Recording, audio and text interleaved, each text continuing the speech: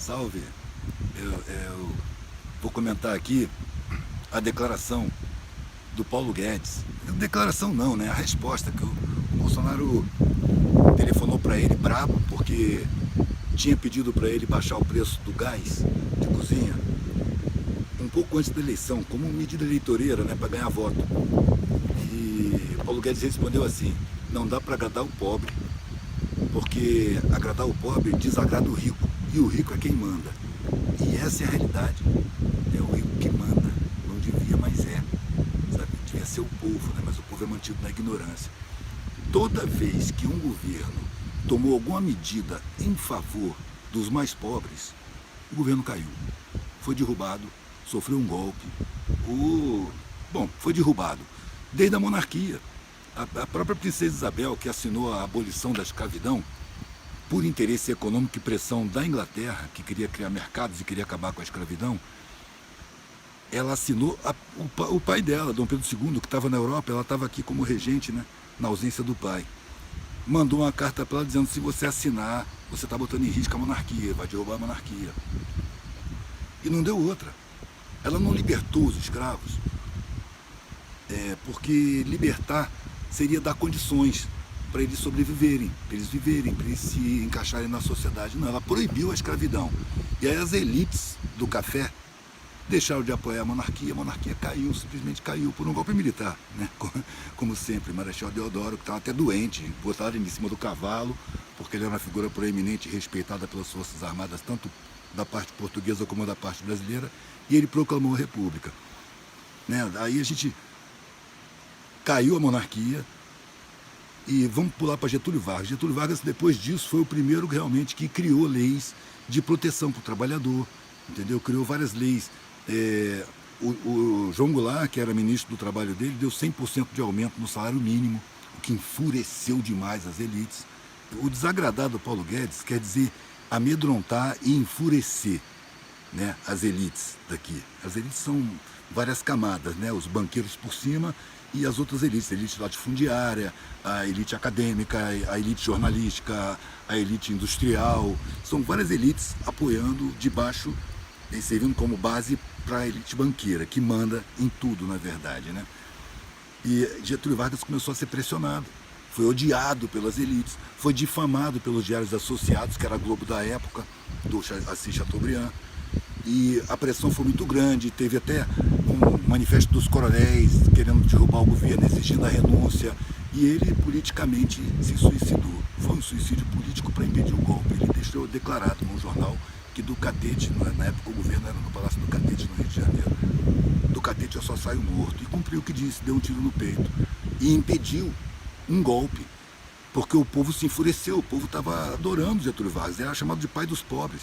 Era a primeira vez que os pobres estavam tendo leis de proteção, né, para o trabalhador, 8 horas de trabalho, não podia mais, férias remuneradas que não existia, licença maternidade não existia, ele fez existir. Tem uma série de medidas em favor da população.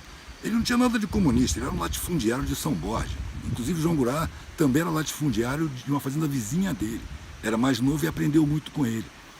E o João Goulart caiu, inclusive, quando caiu do ministério, quando deu 100% de aumento, mas o 100% foi mantido.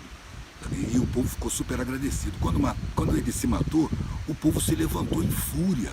Os jornais foram destruídos.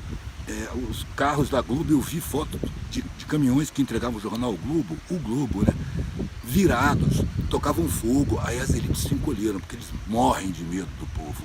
Morrem de medo do povo. Por isso que eles precisam manter o povo submisso, humilhado, ignorante, inconsciente dos seus direitos, sem autoestima, se sentindo inferiorizado. Eles precisam disso. Então, um governo que empoderou minimamente o povo enfureceu as elites e acabou com o governo de Getúlio. Como ele fez esse jogo por essa, e até o suicídio foi um troço super político, né? Fez as eleições continuarem, não houve golpe, né? O manifesto dos coronéis, que foi assinado por uma série de coronéis, foi assinado pelos mesmos que em 64, 10 anos depois, eram generais que deram o golpe em 64, que aí já era o João Goulart.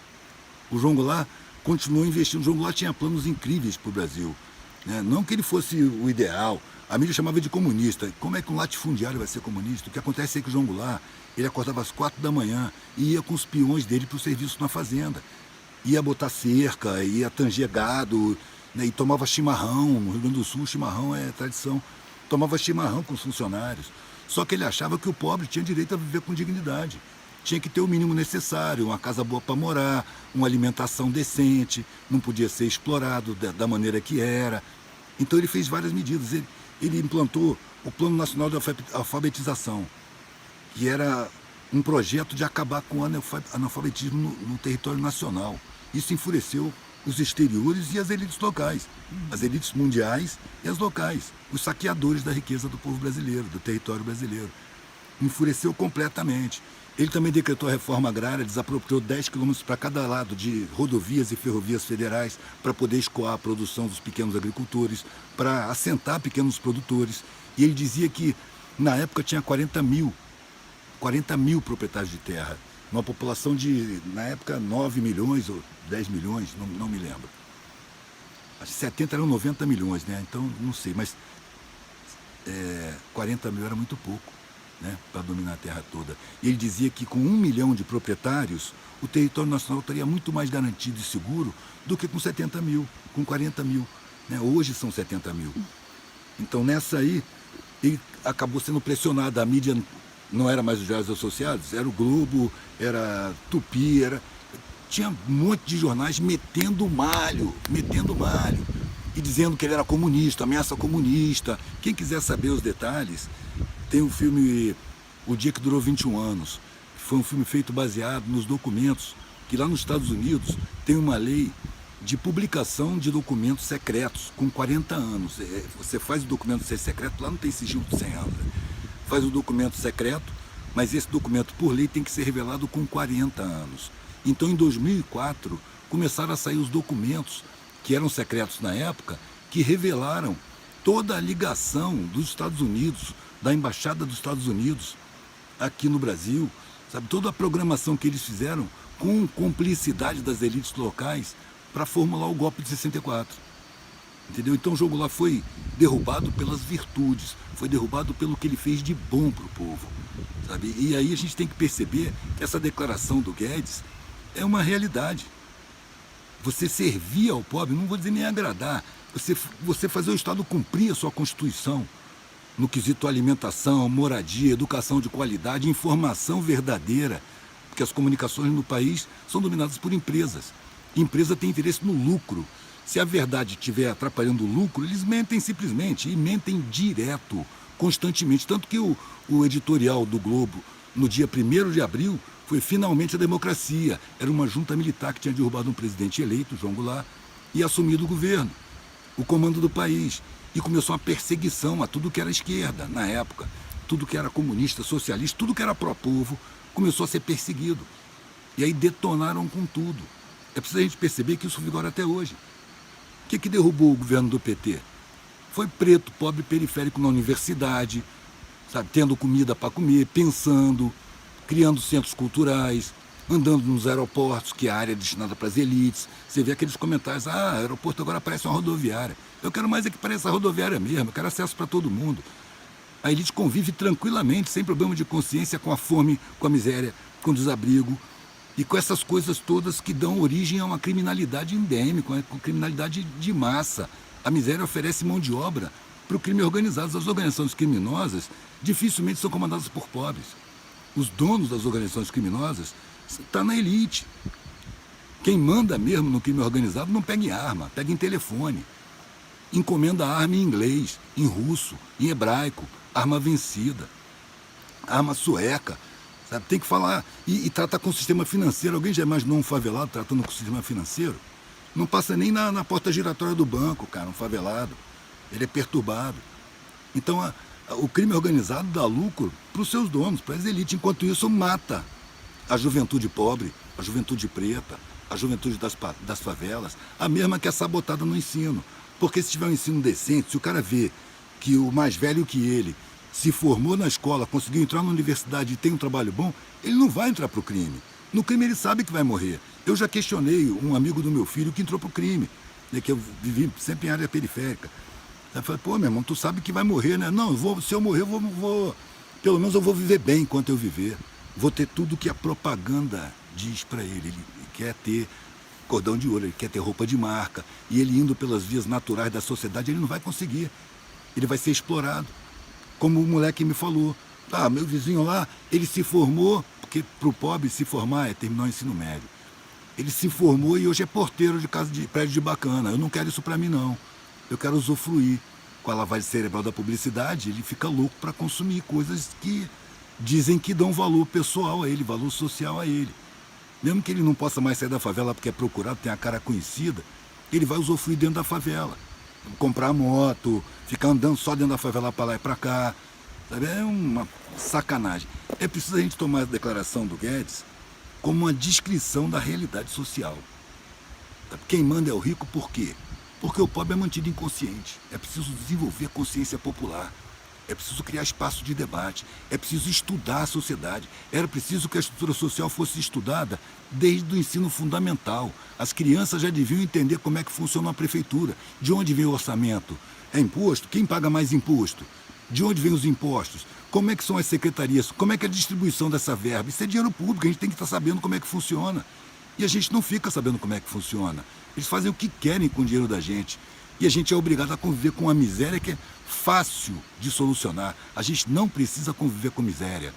Tem condições materiais para atender as necessidades de todo mundo, para todo mundo estar dentro de casa, com comida. Tem condições materiais e financeiras no Estado para construir uma escola decente. E não basta investir na educação, é preciso mudar o modelo de educação. Porque nós temos uma educação voltada para o mercado. A gente tem que ter uma educação voltada para a sociedade, para as relações sociais. A gente tem que estabelecer como perceber que o objetivo social é alcançar a harmonia coletiva, é não ter miseráveis, é não ter abandonados, não ter tanto sofrimento. Mas as elites não admitem isso. Não admitem e proíbem qualquer governo de investimento sério na educação e na informação, controlado por mídias privadas, mídias empresariais, aquela que tem interesse no lucro. É preciso criar mídias nas periferias, é preciso criar televisões universitárias, periféricas, dentro de favela, rádios. Rádio é a coisa que mais se escuta. Por que a gente vê os motoristas de táxi, de Uber, tudo ser conservador e raivoso e agressivo? Porque os locutores são todos raivosos, pagos para serem raivosos, atacando qualquer governo que defenda direitos da população. A rádio é muito escutada, era preciso espalhar milhares de rádios na mão da população, nas periferias, nas favelas, nas associações de moradores, nos sindicatos. Ter televisão para todo lado, abrir o espaço, o espectro magnético, que é o espaço das comunicações, para todo mundo. Porque tem espaço para todo mundo. O que acontece é que a mídia hegemônica, a mídia riquíssima, tem grana para eleger os seus deputados e senadores, impede completamente de abrir esse espaço para a população, exatamente para manter a população desinformada, inconsciente, para eles fabricarem informações falsas, para eles estimularem o ódio, a divisão, a separação, estimularem o racismo, estimularem o preconceito social, estimularem o ódio contra qualquer governo que tenha interesse no desenvolvimento verdadeiro da população e do país. Então, eu aproveito a declaração desse banqueiro aí, que foi ministro da Economia, que tem a maior parte do dinheiro dele em paraíso fiscal no exterior, em dólar, que se beneficiou de cada aumento do dólar. É um absurdo esse cara ter sido ministro. Sabe? Tem que pegar essa declaração e ver que a realidade é essa. Porque o primeiro passo para a gente tomar consciência é enxergar a realidade como ela é. Assim a gente vai tomando consciência e trabalhando com as novas gerações, porque daqui a 5, 10, 20 anos são as novas gerações que vão estar ocupando os cargos de mando, vão estar aí comandando a sociedade, influenciando nos destinos da sociedade. Tá? É só esse papo mesmo, para a gente acordar para a realidade. De vez em quando tem um escapamento desse, sabe, de um cara desse declarando a realidade, sem perceber. Ele estava respondendo para o outro lá, um miliciano. Ele falou o que ele pensa. E aí, se você pegar as declarações que ele dava e acompanhar, você vê que ele não está falando com o povo, ele está falando com as elites. Ah, nós estamos lá, dava uma farra danada, a empregada doméstica indo para a Disneylândia. Pô, mas eu quero é que vá mesmo. Não para a Disneylândia, que é um troço colonizado, sabe? Mas se tiver que ser, que seja. É direito da população. É preciso perceber que a prioridade social é a fome. é o abrigo e é a consciência popular. É preciso desenvolver a consciência. Valeu, moçada. Um grande abraço. Abraço.